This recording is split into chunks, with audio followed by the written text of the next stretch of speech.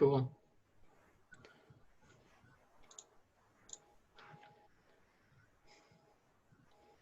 All right, one more minute. Do you want a countdown? No. I can give you a 10, 9, 8. I'm fine. If you want to, so if Michael joins, can you like message him or something? Or like, do you think he'll just announce He himself? joined. Michael's here. Okay. Hey, Michael. He's on mute right now. Okay. Hello, everybody. Hey, Michael. Yeah, so I guess this is perfect timing. We'll get started. Michael, if you want to introduce yourself right after I go. So my name is Jacob Stokes. I'm the vice chair of IEEE. And together with Michael Powell, who's the director of ECAC, we've created a career series, which is going to be a series of events to help you before Expo and with online recruiting and all that stuff. And this is the first event of the series, which should cover a lot of everything about crafting a LinkedIn profile. So if Michael, if you want to introduce yourself and have some words on that. Good evening, everybody. I'm Michael Powell, Director of the Engineering Career Assistance Center. Thank you, Jacob, for putting all this together. And my plan for this evening was to be in the background while Jacob gets to have all the pressure of presenting. And then I'll just chime in when asked. Awesome. Yeah, so there's going to be like a little minion GIF or GIF, and that's going to be playing. And when that happens, it's going to be by section. That's when we're going to address any questions asked in the chat. And that's also going to be an opportunity for you, Michael, to chime in and make comments about that bite-sized part that we just talked about. So, all right, let's get started. So there's also a lot of bad memes and jokes. So like, it's kind of lighten the mood. It's pretty laid back just to have fun, but also cover all the stuff that I think is pretty important about LinkedIn. So let's get started. Oh, there we go. Yeah, so the first thing is it's broken up by section. You'll see the table of contents, like the agenda for the night in the next slide. Again, please ask questions as we go. It's going to be an ongoing, hopefully interactive thing. So if you have questions about any of the sections or anything we're talking about, just send in the chat. And then for each time we see, again, the minion GIF, we're going to be answering those questions. And that is, this is what that looks like. Okay. So first, to get started, what is LinkedIn? These are the agenda items. What is LinkedIn? Why use it? Am I credible? I don't know. How to structure content. That's a huge section. That's going to be the majority of the presentation. How to use it for Expo and online recruiting. And then if we have time, which we probably won't, I'm going to talk about how to make posts and how to use it to strengthen connections, pretty much more like a platform instead of like just like an online resume. But first of all, just to get started in the basics, LinkedIn is a lot of different things. And one of the most important things that it is an online resume, and that's how it was used for many years in the past. It's kind of grown away from that nowadays, but that's why I said it is, but not really. But for all intents and purposes, for like online recruiting, for Expo, you're gonna wanna use it as an online resume and a place where you put all your accomplishments and everything that's tracking your career and like your goals and just kind of your whole person. I'll get into that. Also, it's gonna be an email replacement. So it's not really, but what I say by this is a lot of recruiters, especially younger ones, prefer to use LinkedIn over email to contact with. And even when you're interning at companies and stuff like that, when you connect with people on LinkedIn, it's more of a perpetual thing. And so you'll be able to message them, you'll be able to contact them more frequently. And often people reply to them like texts, not like emails. So it kind of cuts some of the formality, some of it, not all of it, but it makes things faster. Also, LinkedIn is a great place to find jobs. You can apply to a lot of positions on LinkedIn. There's a lot of postings. I think there's something like 14 million companies use LinkedIn. And so there's a ton of openings. I've gotten opportunities to intern and interview through LinkedIn, and a lot of my friends and peers and people around me use LinkedIn to recruit. And I think it's just a really important thing in 2020 in the modern age. It's just kind of like, if you're on LinkedIn and you invest in it, you can find opportunities there. And they're also investing in something called like LinkedIn Learning. We get to buy LinkedIn Premium, which is debatable if it's worth it or not to get, which is like helping you learn content, but that's not what I'm covering here. The next thing is that it's a content feed and participation. So this is really cool. The reason that LinkedIn is stronger than email is because of the content in the feeds. If you go to a recruiter and they connect with you on LinkedIn, all of a sudden they'll see all your job updates, they'll see your posts, they'll see the things that you like, the content that you're interested in, and all of a sudden you start seeing more as a whole person even though it's online, because they have perpetual stream of your information. And that content feed can also get you introduced to other people, different companies, things that you're interested in, things that your friends are liking, things that your professional connections are liking. And it's really a more interesting way to get content in the professional sense and a more customized feed of information for you. And so I guess it's like, you know, Facebook, but instead of like your older Gen X friends, it's like content for your career. So the next thing is like network builder of the modern age. So this is really kind of where a lot of the meat of LinkedIn is, because it is a place where you're building your network. It's you're adding people. They don't ever leave as a connection unless they unconnect with you, which is very uncommon. And so it continues building over the years until you have a more platform instead of just a profile. And I'm not really talking about using LinkedIn as a platform here in this talk, but just know it is another part of the platform of the social media. So the next slide. So yeah, Michael, do you want to add anything here? All right, looks like we don't have any questions, so I'm going to go to the next section. So why use it? So the real reason why you want to use LinkedIn over just like a resume and email is because it's kind of a way to show yourself, tell your story. You can share a lot more content on there, like personal projects or things that are not super technical on there. You can make posts, you can make content, you can comment on things, and you can show more of who you are, less of just the paper that has the numbers and the information. And that's why I really like it, and that's why I use it a lot, because you can just tell your story. And I think that's a huge thing nowadays with recruiting. If you can tell a story and you can sell yourself in a way that, you know, I'm telling stories about things, that's how you connect with people. And connecting with people is really the key to, you know, landing jobs and getting interviews. It's the connection. You're not just a bunch of numbers and pieces of data and projects. You're a whole person. And I think LinkedIn really does a good job of allowing you to do that. The next thing is the shareability. So what I mean by both ways is what I talked about earlier. If you share content and somebody likes it, the other person on the other end will see that content, but then you'll start seeing their content too, so you guys can start learning from each other. The next one, longevity interactions. So this is what I was talking about. So let me tell like a quick story. So let's say you go to Expo and you talk to Cisco, for example, and you connect with that person on LinkedIn. That interaction costs you, I don't know, 30 minutes. If you got their email, likely you'll never connect with them again, right? You might follow up with them, and then all of a sudden it goes in your inbox. It's really hard to connect with old people, like not old people, but older connections through email, because that's like a one-time thing.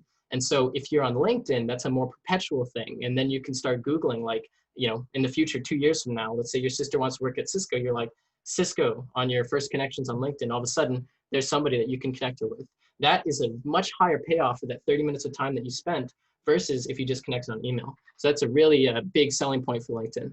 The next one is, I already talked about this, building a network, and then seeing what's happening in your industry. You get to see technical updates. If you start following and connecting with people, once you start working at a company that are a little bit higher up there, you can see some of the big things that they're pushing, some of the things that they're interested in, maybe like hackathons or like interesting projects that they're doing, just kind of current events within your industry that you're interested in, very specific to your network and your interests. Also, it's easier to maintain. I think this is a really kind of like a no-brainer type thing. You know, you have an Instagram, you have Facebook, you know how to maintain those things. You might not, and that's totally fine, but something like a resume takes a little bit more of a mental barrier to kind of like, I'm going to open my resume and edit it. That takes a bit of like a mental barrier to cross. When on LinkedIn, people kind of understand that it's not always the most current. Sometimes you have to like go through iteration. Sometimes you like edit one part, but not another. And that's kind of, you know, my LinkedIn, even though I'm going to use it for like examples, it's not perfectly updated, and people understand that. And it's also more fun to maintain and easier to maintain.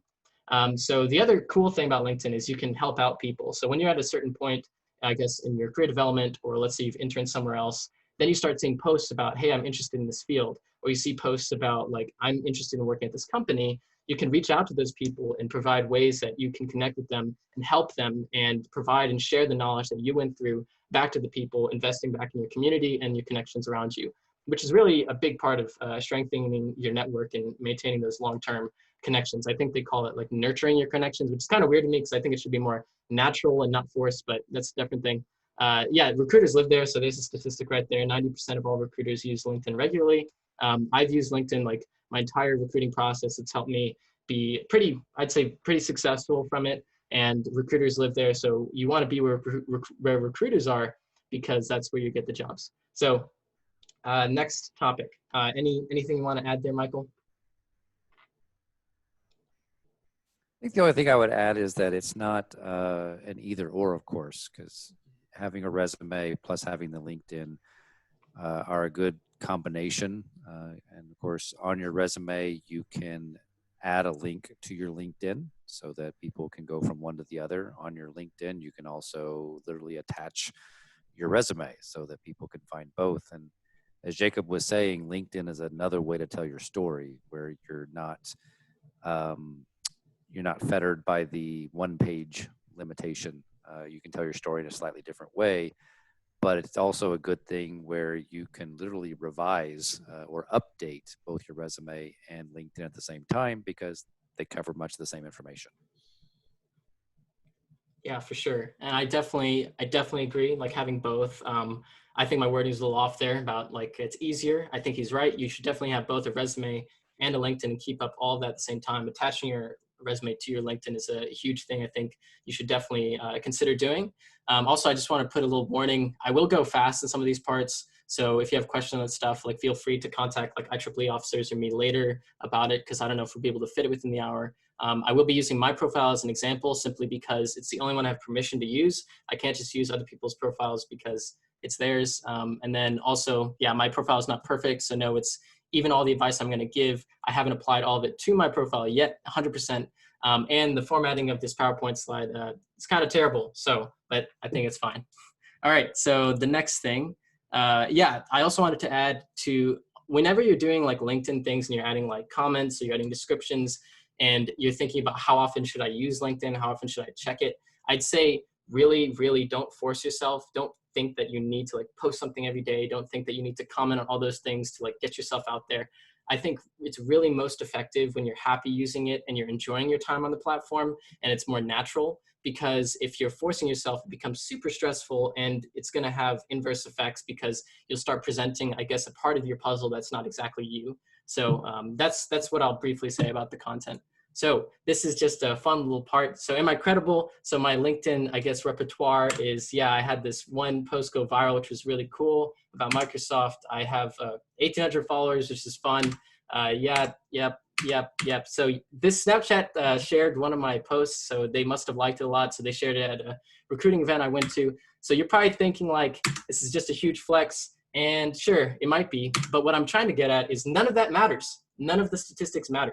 Because I think that if you try to go into LinkedIn thinking like, I want to become an influencer, I want to become like a lot of followers, a lot of views, that is really not what it's for. It's really for being genuine, having a good time with it, trying to connect with the people. I think some of my most valuable experiences on LinkedIn have been helping people. And I think I've talked about this. Like somebody messaged me saying, hey, I want to like recruit for this company. Or somebody in India was like, I want to help on my resume because we don't have any resources here. I was able to set up a call with him and like help him and go through the process. And that I think really strengthens both your experience and gets you better at that type of stuff, but helps other people around you, which is really where LinkedIn shines because of the connection with the people. If you do it for the numbers and all that stuff, like, you know, that viral post, I wasn't trying to make that post go viral at all. It's kind of random within the algorithm. And then just don't get lost in the sauce with that. Really stay focused on the people and the purpose of why you're using the platform.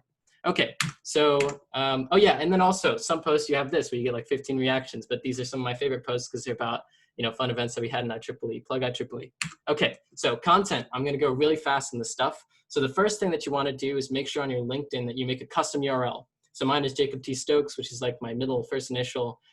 Look up how to do that online. It's pretty simple. You just go to the settings, make a custom URL. The reason you do this is because you can share it on your resume. It looks a lot cleaner than a bunch of numbers and like some hash code. The next thing is you want to have a professional picture. Mine is actually, okay, don't tell anybody this. Mine's actually taken at McDonald's. That's a McDonald's background, but it looks great and it looks fine and it's worked for all these years. And have your background, like the cover photo, be something relevant for you. That's the EERC, which is one of my favorite buildings I've ever lived in. And then you have the titles, which is you can have at least 1 or 2 roles. I'd say you don't want to go crazy. You know, saw that meme I had earlier where you had like influencer, you know, I'm this, I'm that. That's not really what that's for. I think your role should be there. So my past one was like software engineer intern at Microsoft or software engineer intern at some place. And if I was holding 2 roles at once, you separate them by a line. But I think once you're starting putting a bunch of things on there, it gets really cluttered. It doesn't look that good. So, you know, I'm not putting like my org title there. I'm putting like my professional title there. So the about section, I'm just going to briefly talk about what you need to have on that. So you just want to like have some sort of basic introduction to tell your quick story. If you visit somebody's profile and they have one, you can even like check out mine and look at it. I don't have it here, but it pretty much has something like, you know, I'm interested in this. This is what my specialties are. I'm focusing on like full stack development. I'm open to these types of opportunities. These are my overall experiences. And then kind of list it. You can either do first or third person. I like to keep it in third person because I feel like first person can get a little bit weird sounding, especially if they're reading it from the first thing. It's like you go to the page, it's like, I am this, I did that. And it's like, okay, you know, but I think it's just like a brief summary of all the stuff that you do. If you're involved with things on orgs and you're really passionate about that, or if you do like personal projects or personal initiatives that you want to share, briefly mention that in your introduction. I think it's a nice place to have like a little who are you section, tell your story. The featured section is something that's pretty new. I think they added that within the past year. I'm definitely taking advantage of this nowadays, and I think it's a really powerful tool because people remember pictures, people remember media, people remember slides, videos. They don't really remember text. Like if you look at a block of text, you're probably going to skim like 3 or 4 words, and that's what you'll remember. So if you have a featured section, it's kind of showcasing like, hey, I'm active on LinkedIn. Here are the posts I made. These are the ones I want you to see. And so if, like for me, I have like my story about like getting to Microsoft and like how that connected to my life because I wanted to work there. I have like some hackathon participation. And then this is like another article I wrote about like how to be a good intern. You don't have to start making content to share on your featured. You can just post about things that you're proud of, whether it's like personal projects, events that you go to, things like that. And if you start posting, which is completely optional, then you can start using the featured section. Okay, so experience. This is really funny because this is mine. And as you can see, I said my Microsoft experience is bad. It is bad. The way I wrote that is bad. And then the good one is the American Airlines experience. And so the reason the Microsoft one is bad is because it doesn't have any real details on like what I did or what impact I had on the company or like exactly what I use. You know, it says I use React and Redux, but you know, what was gone into the process? What type of tools did I use along with that? It says C#, but what did I use C# with, right? So it's not really giving me any context of what I'm doing and what it meant to the company. And so if I wanted to make that better, I translate it to something like, you know, I did this, I created this product with the input of saving the company X amount of money or having the impact to help the developer team productivity or tie it back to the customer and tie it back to the business impact. Because recruiters, they often don't, you know, they might know the technical stuff, especially if they're engineers and recruiters, but a lot of the times they're looking for business impact. They're looking for the value that you can bring to the company if you come into the company. And that is kind of what I'm putting here in the better example, which is the American Airlines one. You know, I talk about the technical stuff. I talk about like what I did, utilize concepts. Oh, actually, yeah, there we go. So I presented a 25 slide deck to boost overall team productivity, you know, things like that. And it has like some accomplishments on there, very specific with the technical stuff, breaking down like a bigger project into smaller bite-sized chunks that are explainable with the technical buzzwords, but also like honestly what I did. So the thing about like lining up with the resume, I'd say that you need to make sure that the points that you have on your LinkedIn experience line up one-to-one with the points that you have on your resume, but you can have more content on your LinkedIn than your resume, which is a really cool selling point for LinkedIn and why you want to have both, like Michael's saying. So for example, I have my older experience on there, like I think like when I worked in the food industry a long time ago, it's on my LinkedIn because it's a good experience to have, but on my resume, it's not relevant anymore for the job I'm applying to specifically. So the LinkedIn can kind of tell your whole story and it can have more points for people to connect with. Then they want to recruit you, they want to hire you because they also relate to that story that they had as well. And so you can include more experiences on LinkedIn. And I'd say the ones that you do have on your resume that do carry over, like for example, if I'm doing software, the 2 software experiences, make sure that those are one-to-one. Okay, so that's that. Yes, so there you go. There's an example of something that's still on my LinkedIn, which is when I worked at McDonald's for 5 months. And yeah, it's some fun stuff. It looks, you can see that it's written in a way that's transferable to any role or like the roles I was looking to. And you can do that. You know, if you worked at Domino's, if you worked at somewhere else when you're younger, include that work experience and talk about, you know, how does that matter? Because I still think I use the customer experience stuff that I learned at McDonald's at Microsoft. I use that all the time. And often I feel like that's something that a lot of software engineers often kind of overlook. It's the people side, it's the customer side, it's the why are we doing this side? And that's a huge thing that you can display with some of the older experience that you've had. So some of the things you do want to include is your work experience, any work experience.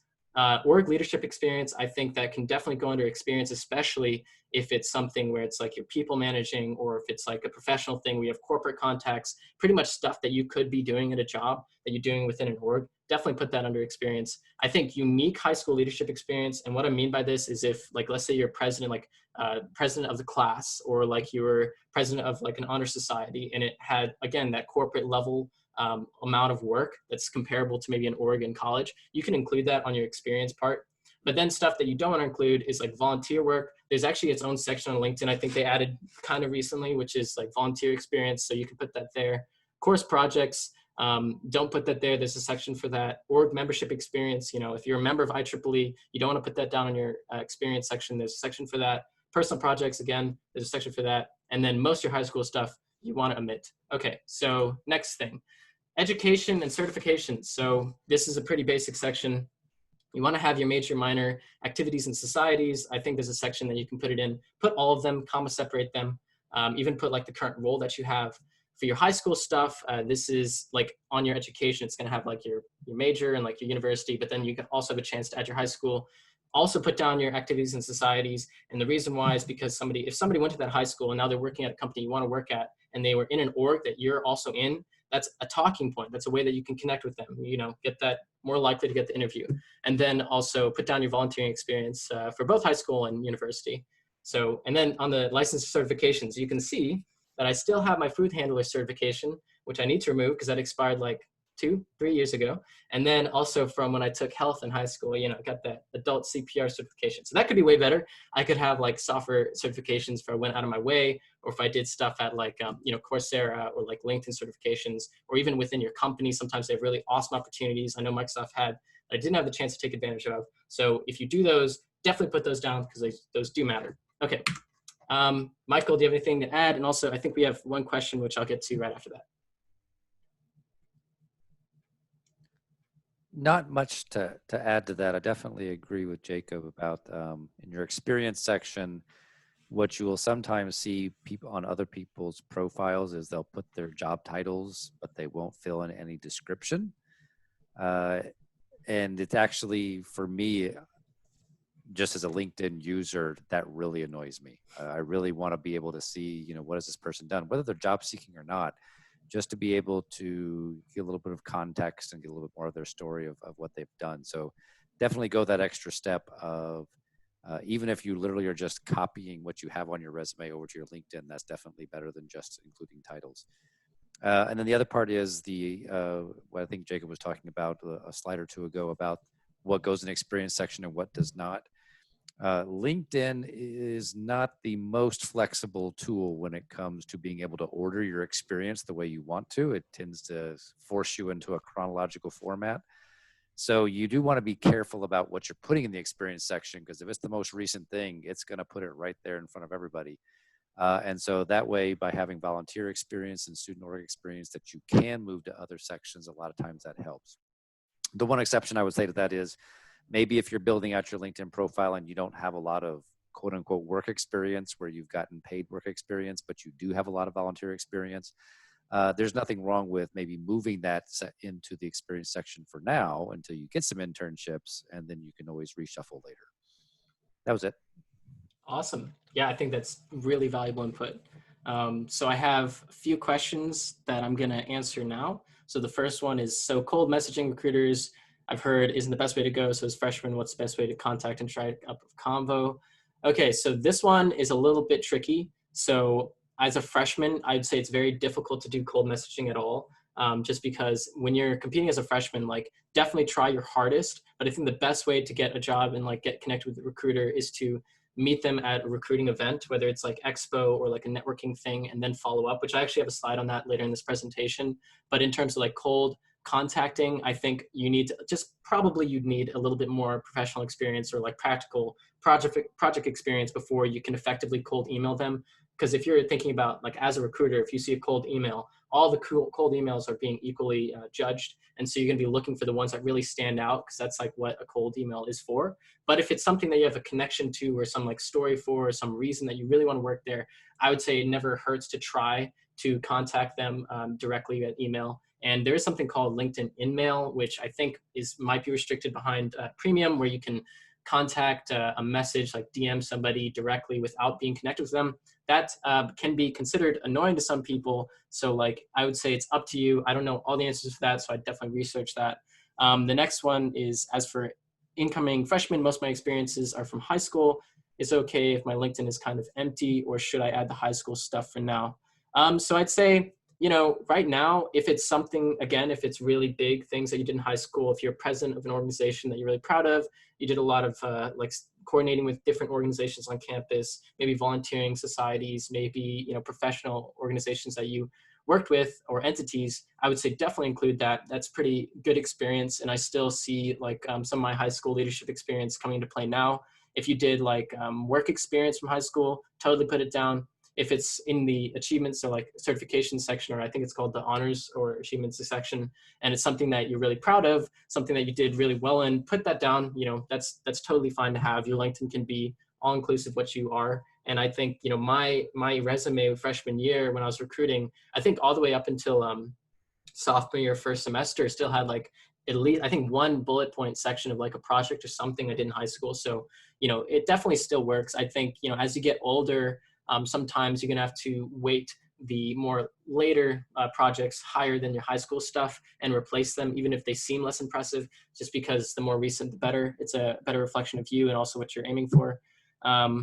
Okay, so there's definitely, okay, last one. Would college research positions go under experience section or no? Yeah, I think so. Michael, do you have any notes on that? Yes, college research can go under experience because it is the three kinds of experiences roughly that can be really good for employers to see would be like intern experience, co-op experience, undergraduate research, and even some part-time experience. So all of those are legitimate. Awesome. All right, so, okay, test scores, honors, awards from high school, are they valuable enough to add to your LinkedIn profile? Yeah, you know, I think if they're really high or if there's something that you're really proud of, I know like I did academic decathlon in high school, and I think I got like some state medals, and I wanted to include that because it was such an important part of my development. And sometimes even like the recruiters, oh, I did academic decathlon too, you know, I remember medaling, blah, blah, blah. It starts a story, you get the connection. Yeah, totally include it. And there's also on externships. Yes, include externships. Those are valuable experiences. All right, so yeah, I think at this point we're going to continue going on with the presentation, continue to ask those questions. But yeah, anything to add to that, Michael? Not really. I think a lot of the questions get back to what Jacob was saying earlier, which is, you know, LinkedIn is a really good way to tell your story.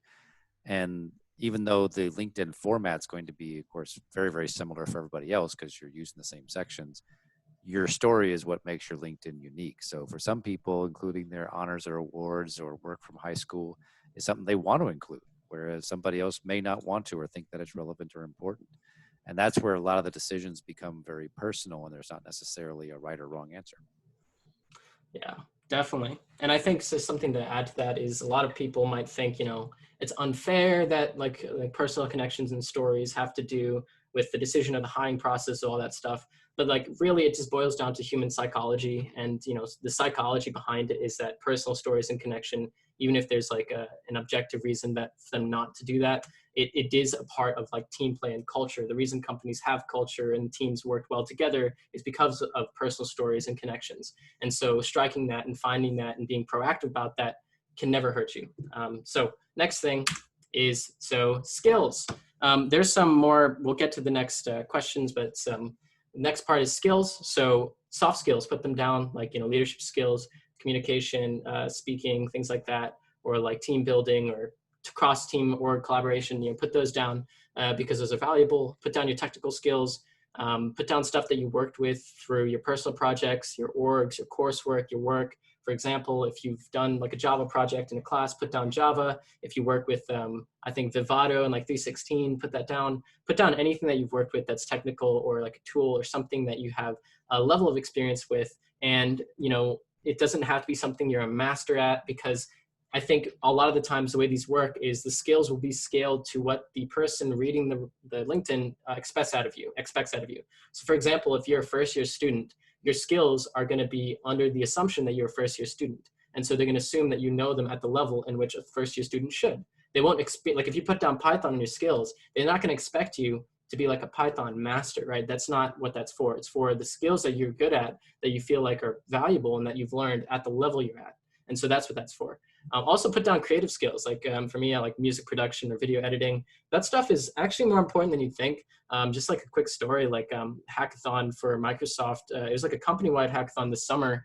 Our team ended up getting like first in two sponsored hack categories. And this is like between all full-timers as well. And I think part of the reason and part of the reasons we were able to present well is because I used to edit like video game stuff for montages when I was younger often. And so that was a creative skill. And when I was younger, I probably wouldn't have not thought, you know, that doesn't belong on LinkedIn, but it does belong on LinkedIn because let's say you're doing those things and people want to see that. And especially when we're going online, those types of skills become more important. So put down creative skills, again, whole story, whole you, but it does matter.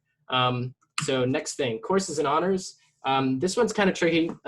It's not too tricky, but for the courses, put down all the relevant courses. Excuse me. So pretty much when in doubt, add them. I think at first I used to put down all my courses, but then I realized it got really cluttered. So put down the ones that matter because there's only like a certain amount that are sampled that you see when you originally click on it. And that list will have to like turn into like a show more button.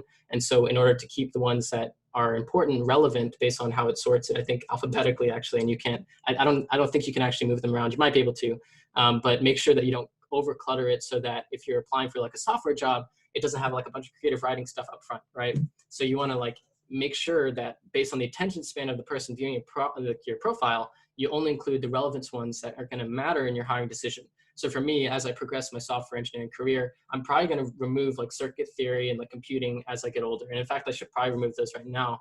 But that's kind of what I'm going for. Don't clutter it with the ones that are not too targeted for what you're looking for. So the numbering and naming, put down the course numbers and the names, because if you have alumni that goes to the school, sometimes that'll like trigger a memory of how they remember that course, which will again go into the conversation.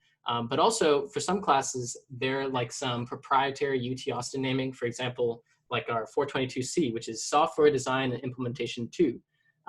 You don't want to call that Software and Design Implementation 2, probably.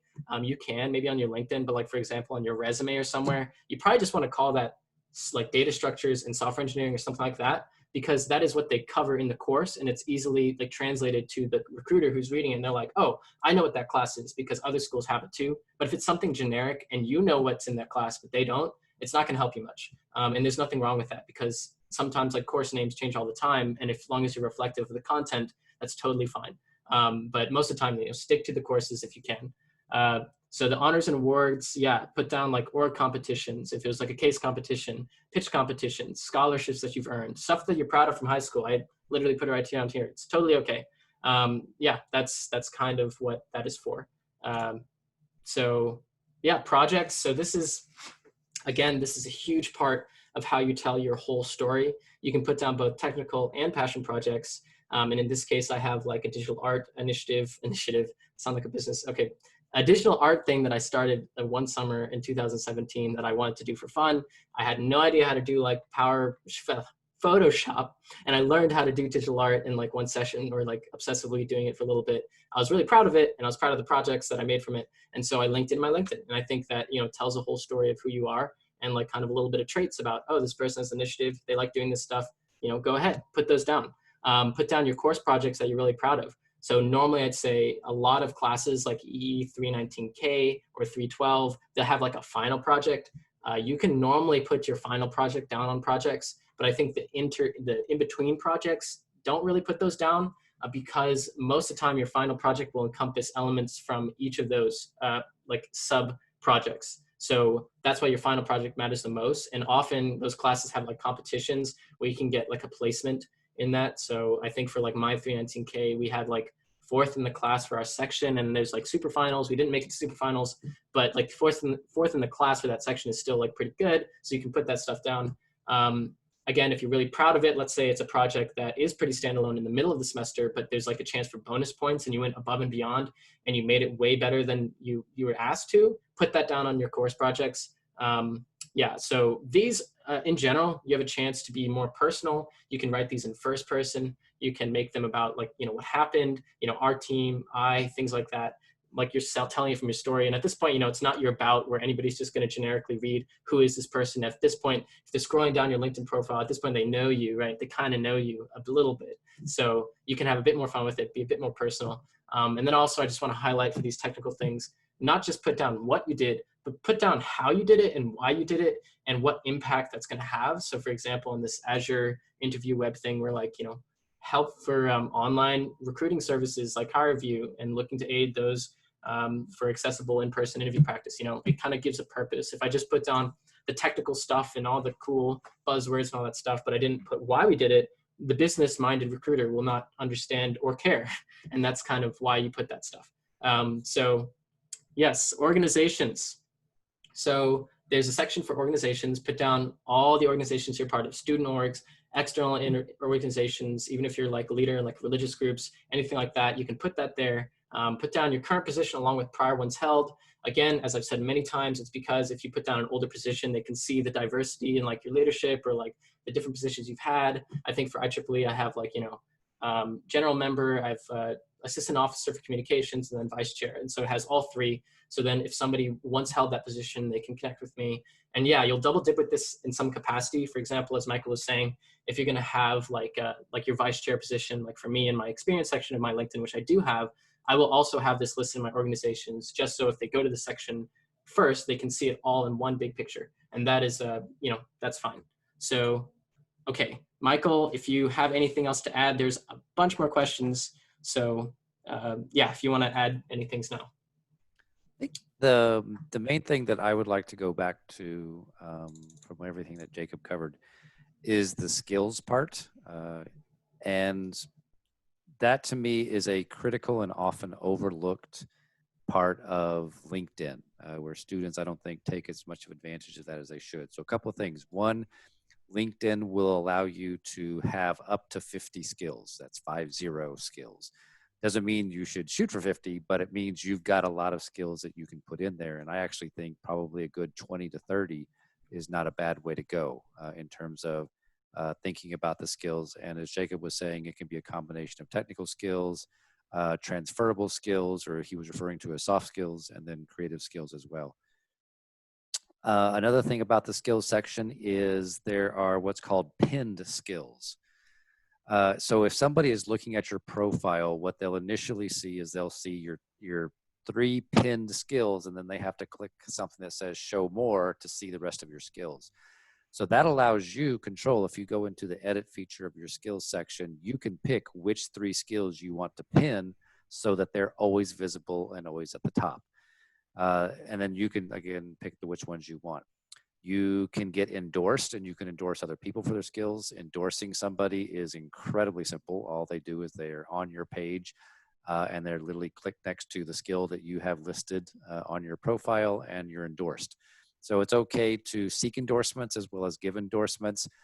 Because they're super simple, they're just a nice little numeric that goes next to the skill that you have. And if somebody is recognized as highly skilled in a particular skill and they endorse you, it will say that. So it just sounds kind of neat.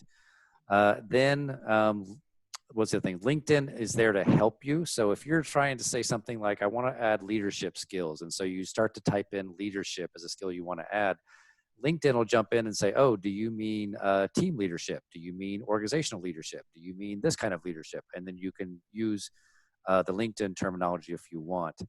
I think I saw in one of the chat features, someone's asking, should I put advanced, in front of a certain skill? And LinkedIn does make it easy to where if you want to literally type in the skill that you have and you want to say advanced Python or advanced Java programming or something like that, it'll let you do it. You can describe it that way, or you can simply go with Java programming. And then the last thing that I would add is when you're looking at job postings, especially job postings of interest through LinkedIn, it will often show you, it's like, these are the skills that the employer is looking for in this job posting. You match 4 out of the 10. So then you can look and see, well, what are the other 6? Maybe I actually have those skills. And then that may cause you to go back and add those skills to your LinkedIn as a way of, again, communicating that information. So that was the main thing I wanted to focus on, is just don't slide by the skills section and click a few things and then say you're done. That's a really important section that you can do a lot with. Yeah, for sure. And I think the thing about the skills is he talked about that, the 4 to 6. Sometimes companies actually have like an automated, and as bad as it sounds, some companies do have this, and it's just because they're trying to sift through the candidates and they need to do this because of how many people apply. But sometimes they will sift through and only take like the people who have those skills to the next round. So what he's saying about like having that 4 to 6 and like having those 10 skills, sometimes that is actually essential for you going to the next round.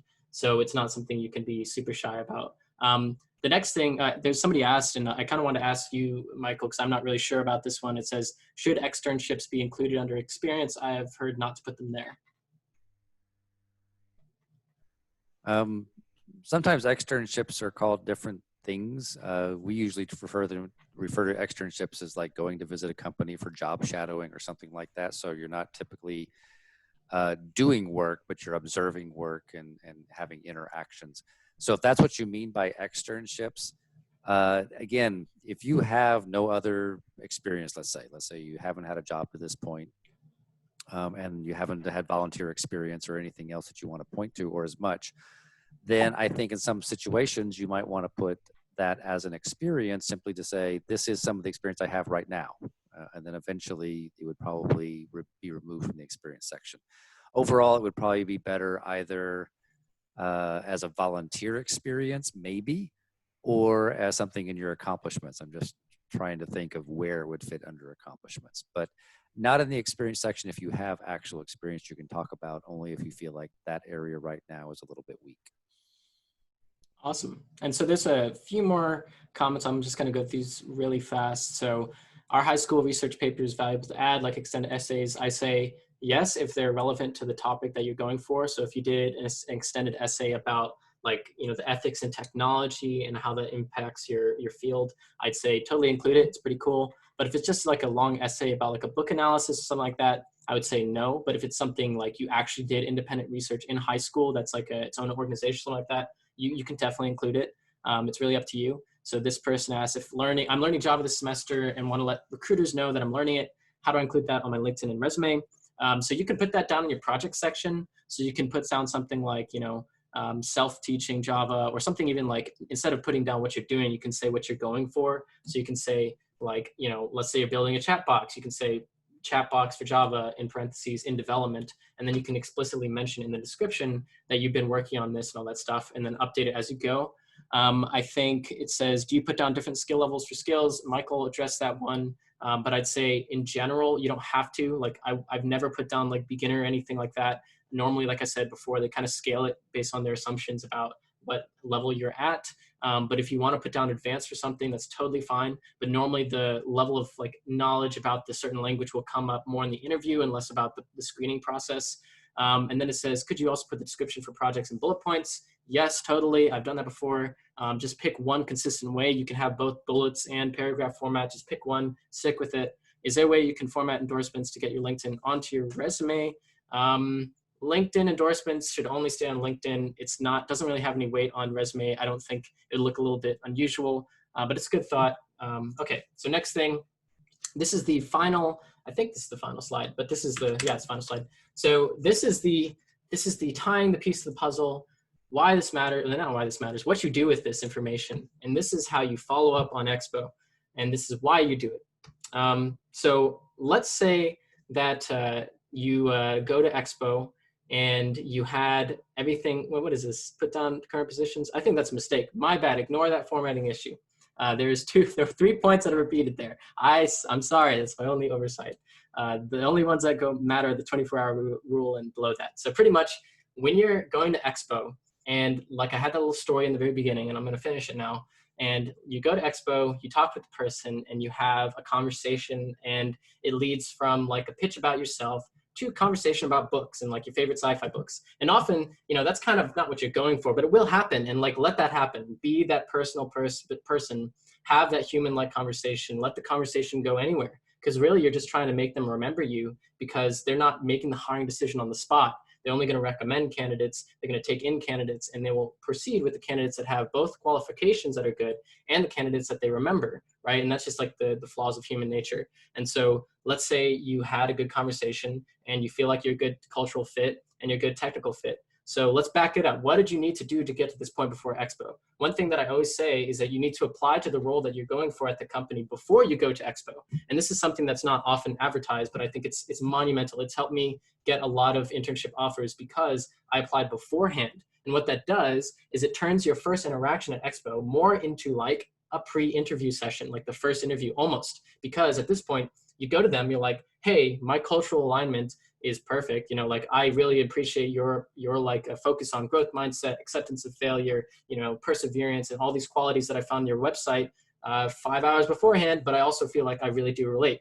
Don't lie, like be honest, try to find connections within the company and, you know, only really focus on the ones that you feel like you have that connection with. And when you're there and you talk to them, then since you already applied beforehand, when you talk to them, they're like, oh, you already applied beforehand, you know what you want. So they don't have to waste any time like finding out, you know, who should they talk to? We have 4 recruiters, you should talk to this one or that one. They'll say, you know, talk to this person because this is the recruiter for that role. And we know you did your research. So they think you already have the initiative. They think that you've already know what you want, which is the biggest thing for them, because the worst thing you can do to Expo is go up and be like, I want to work at your company, but I don't know what role. And then they'd be like, you know, we don't know what to do with you anymore because you don't know what you want. So how are we supposed to help you? And you'll get that. And, you know, I've done that before. I think everybody does that at first. But like, don't make that mistake that I made and other people made. Apply beforehand, go in, and then that turns the first interaction more like a little screening interview, more personal, a little bit more about you and them and your connection with the company, and less about where you should fall and where you should apply. Because if you don't, then you're going to go there and the whole conversation is going to be about who you should talk to and why you should apply to what role. And that's the end of it. And it's not very deep, and you don't get to that personal level. So now let's say you've done that, you apply beforehand, you talk to them, you're at the personal level, then you have a good conversation and you talk about something, you know, you're a little awkward, they're a little awkward, that's normal. And you get some connection point about like, I don't know, like I said, book reading, sci-fi books. And this is a true story, actually, sci-fi books, it happened with some company. And then you follow up in your LinkedIn and you talk about that. And this is the example of what you do. Within 24 hours or 48, sometimes you can't fit it all, but 24 hours, ideally, you contact the person that you connected with on LinkedIn. And, you know, after you're done talking with them, you have to ask, can I get your LinkedIn or your email? But you should definitely ask, can I get your LinkedIn first? And then they will say no. And then if they don't have a LinkedIn, or they say yes, if they say no, then they'll be like, can we connect on email anyway? Or you'll ask that. Either way, you'll get their LinkedIn or email or both, ideally their LinkedIn or both. And then you get the connection, and then you follow up with the stuff that you talked about. Like, you know, I'm really interested in your culture you talked about because I think, you know, my A, B, and C experience makes me a good fit for the role that I applied for beforehand. I applied already. There you go. I'm enthusiastic and possibility working for you guys, blah, blah, blah. You know, this is kind of not, don't take this and copy my wording because that's plagiarism, but also, you know, this is just how I talk, and make it personal about how you talk, and then say, thanks for your time, all that stuff. You know, if you want to contact and follow up, here's my phone number and here's my, my email. I did get an interview actually with Fujitsu. I didn't get the job, but, you know, I did get the interview. And so getting the interview is the next step for that company. And I've used this technique for all of my recruiting ever since I start, I guess, after freshman year. And yeah, and so like it definitely works. I'd say it's a really nice kind of formulaic thing, but make it your own, make it personable. And again, like I said in the very beginning, have fun with the whole process. Find something that's fun. Like recruiting should not be something that you're so stressed out about that it's like a drag on you. Find some part of it that makes you have a good time, because then you'll give off a more positive and energetic and hireable vibe. And if you go into those companies and you talk with them, you know, about your LinkedIn, all that stuff, whatever you got, and you have the impression as if you're confident in yourself, as if you have some ghost other offer on the table, then they'll see you as if you're as valuable, right? And that is huge, because even if you don't have an offer, if you come across as you are worthy of an offer, they will be more likely to give you an offer. And if you have fun with it, then it's fun, right? And then you'll have at least parts of it. Don't force it that you're like constantly trying to get every single person's LinkedIn to try to forcibly build a network, because that's not really a usable network. That's like a house that's built on straw, right? I guess. So like actually connect with the people that you want to connect with. And again, if you don't want to connect with some of these recruiters, you don't really like them, you don't really get along, you don't have to, right? Don't force it. That's another thing. Don't force it, have fun. Those are the two things I talked about. Okay, so we have 7 more minutes, and I guess we can stay extra longer if you guys want to stay for the rest of it. But I think now me and Michael can just address the rest of these questions. And we have our Slack here and a Discord for IEEE. Please follow for all events, anything else going on within the org. Michael, if you want to add anything on that the last topics before we get into the questions. Probably just one thing, which I always like to say whenever we're talking about any kind of social media, including LinkedIn. First of all, what makes LinkedIn different than other social media is that it is about professional networking. And that's why there are some differences in your profile picture and cover photo a lot of times, and just obviously the kind of information you're presenting. But it also frees you up to where it's generally not weird or awkward to connect with any of a number of different people. That could be your friends, still your family, classmates, staff, faculty, employers, people you just met. All of those are fair game to connect with on LinkedIn. And LinkedIn definitely incentivizes and people to connect because they have the 500 plus club, where once you've gone over 500 connections, you have that 500 plus moniker. So they definitely incentivize connecting with each other. And obviously there are lots of ways you'll start to see advantages of that as you go through the LinkedIn experience. So I say that first, and then I always say on the flip side, even though LinkedIn is about professional networking and it is about connecting with a lot of people, there's a couple of things. One, check out the privacy settings in LinkedIn. That'll be in usually the upper right if you're looking at it on a computer screen.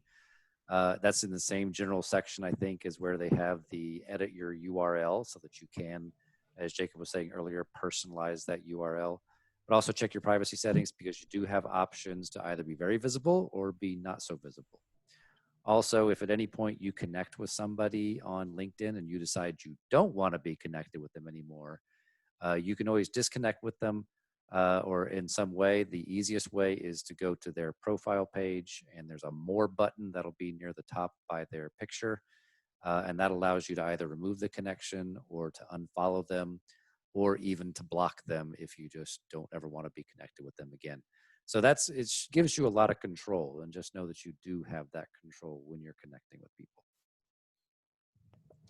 Yeah, just to add on that, unfollowing is pretty much just you won't get any of their content on your feed, but you'll stay as a connection. So I guess, example, if somebody's making a bunch of posts that kind of rub you the wrong way or don't put you in the best headspace and you don't feel like they're sharing it the best way, but you still want to stay connected with them, you can unfollow them. And that's definitely a viable option. I think Michael brought up that great point of, you do have control. It is your profile. You can do what you want with it.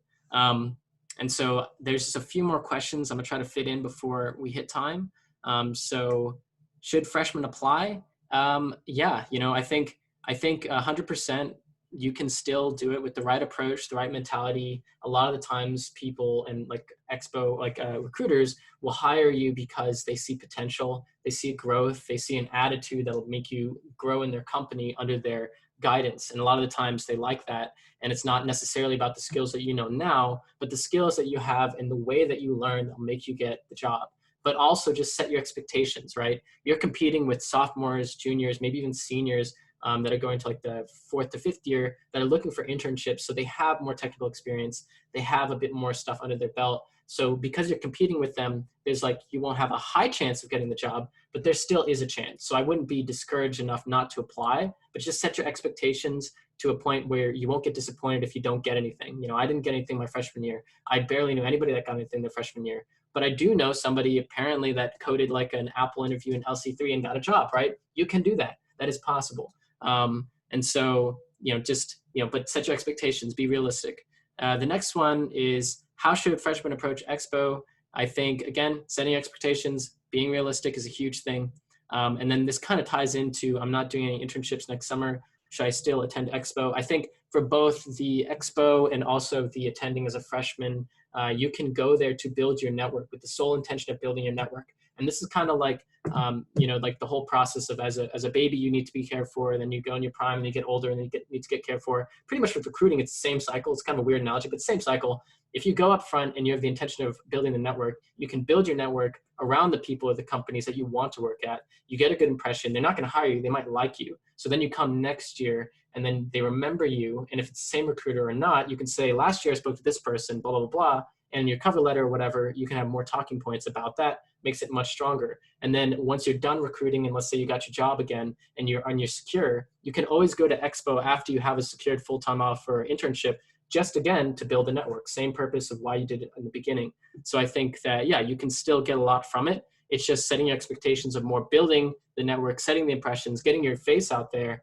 And then in the future, you can go more like really really secure a job. I know freshman year, I just picked up as much swag as possible. I think I brought like, no, there's like a bag from one company and I put as much as possible in there. I got all the shirts, all the trinkets, all that stuff. And so we've been using it in the place that I live with some EC roommates. We still use that stuff and it's still come in handy. I think I'm wearing an Expo shirt right now probably. I know this is hackathon, same stuff. I did that there too. But pretty much, yeah, you can either, and I know it's online, so you won't be able to grab the swag, but getting the impression and, you know, getting the network is really big on that. So sign, yeah. Were you allowed to drop our links in the chat to connect with each other? Oh, okay. They're making a Slack thread in that. So I think we're at the 1 minute. If there's any final questions or anything else you want to add, Michael, thank you all for attending. I appreciate it. I hope you all learned something from this and definitely follow up with questions if you need.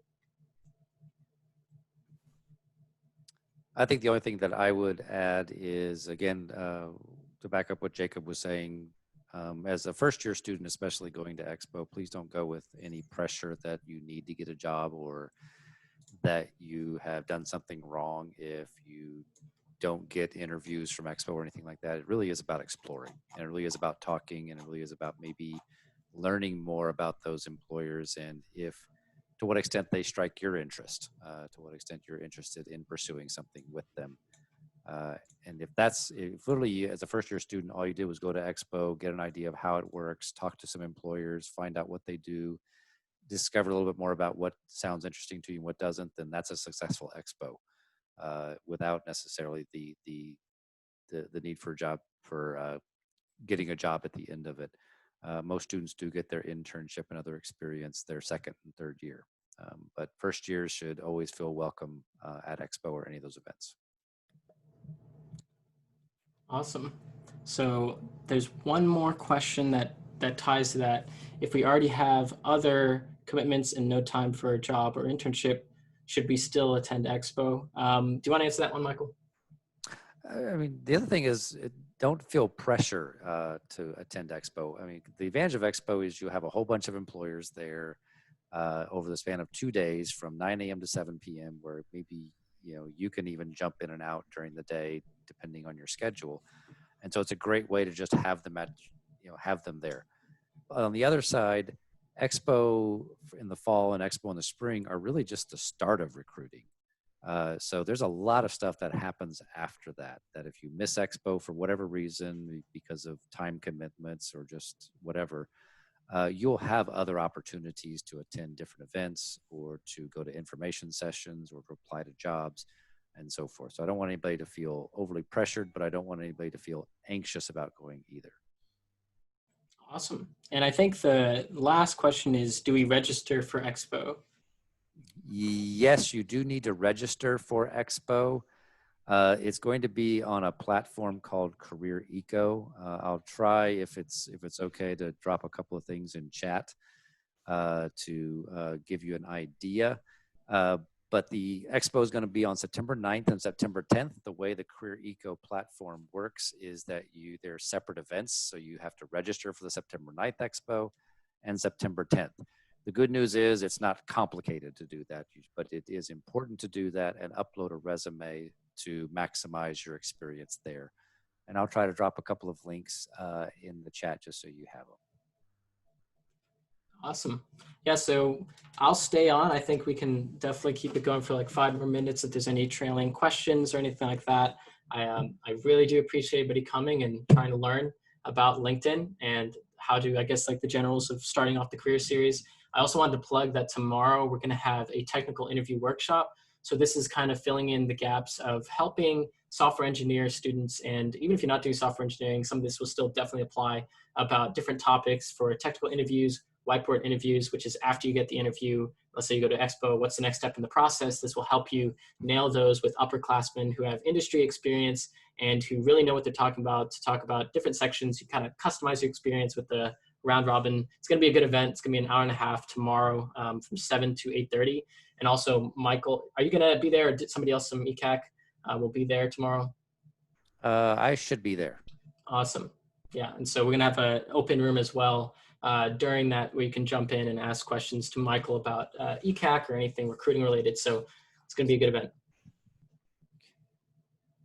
I'm trying to put in the links to the event itself. All right, I'm just gonna answer some more questions if that's all right with you. There's some more. Okay, so should we upload our transcript in addition to Expo? Oh, that's for you, Michael. Should we upload our transcript in addition to our resume? Just resume. Okay, just resume. Is Expo just for engineering students? No. Wait, is it? I think. Yeah, do you know? Any UT Austin student can attend. Okay. And then let's see. Should we ask employers questions about their company, what they do? Oh yeah, for sure. I skipped one. I'll get to that one. But yeah, for 100%. Like when you're going to Expo, the whole goal of Expo, as I said before, is to kind of pitch yourself with the technical skills and like the ability and like what you bring to the table as a person, and also establish some sort of connection with the person that leaves a good impression, so that you can follow up and get that next part in the step. And so a huge part of that is asking, what does your company do? What does your day-to-day look like? How do you like the culture there and all that stuff? And one thing I just say is you want to have a general understanding of the company before talking with them. Like, if you have a list of your top 10 companies that you want to recruit with, you should do at least, 10, 15 minutes of research on the company, that what they do. Generally, you have an idea of like what the cultural big goals are, but often, culture spreads down like a vine. And so they'll experience that in different ways and they have different interpretations. So there's always something to learn from them, and asking about that is a great way to connect with them. Recommendation letters from past employers. Should we post these? Have links for these? Do you know about that one, Michael? I mean, you can attach a lot of things to LinkedIn, so you could attach a recommendation letter. The other thing is you can also use LinkedIn as a way of reaching out to your connections and requesting that they also do a recommendation specifically through LinkedIn, which means basically you reach out to them via LinkedIn messaging to ask them, via the recommendations feature on LinkedIn. You reach out to a contact, ask them to do a recommendation. They can do a recommendation for you, send it back to you, and then if you okay it, if you like the recommendation, you can publish it to your LinkedIn page as well. So you can do either attach an existing recommendation, or you can also request a recommendation through LinkedIn.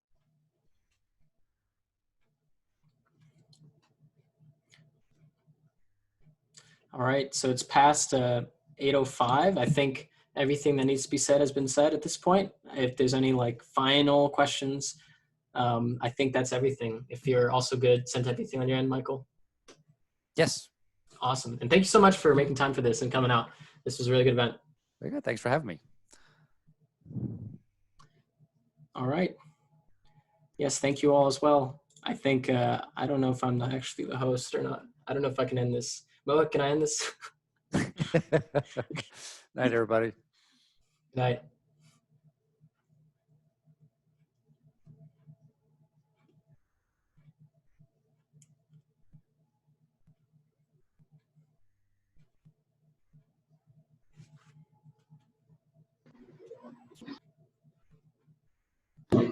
Jacob, I had a question for you. Yep.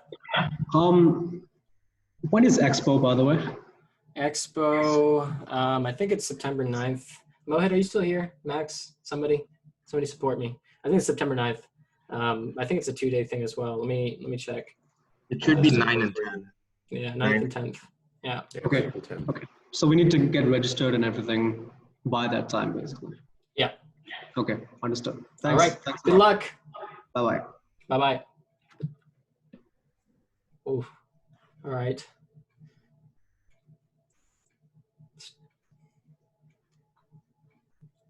Hans, Max, Syed, and Pranav. What's up? What's up? Nice job out there. Nice job. Thanks. Very important. The highest turnout we've had. Really? Yeah, 80 people. 80-ish people. Damn, that's awesome, dude. I thought I was talking to 8. That's 10 times more than I was expecting. That's what I tell him. There's no way you only thought you were talking to 8. Let's be I thought it was going to be like, because it wasn't actually, what's it called? It wasn't advertised with Welcome Week. So I'm like, okay, we put it out there. I don't know if it's a good time. I'm not sure. It could be like 10, 20 people, I was thinking. So ended up being good.